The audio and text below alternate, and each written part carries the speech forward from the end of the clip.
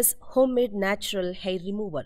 Sugar waxing or sugaring is nothing new as far as hair removal goes. Sugaring considered as one of the best depilation method. Unlike regular waxing, sugaring does not harm the top layer of skin along with the hair. It makes a more pleasant waxing experience. For this sugaring, we need 1 cup of sugar, 1/4 cup of lemon juice, and half glass of water. Add all the ingredients to a pan.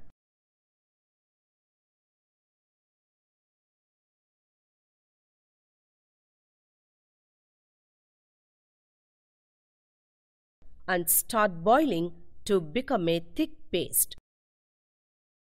Turn off the stove, take the paste in a bowl and put aside to become cool.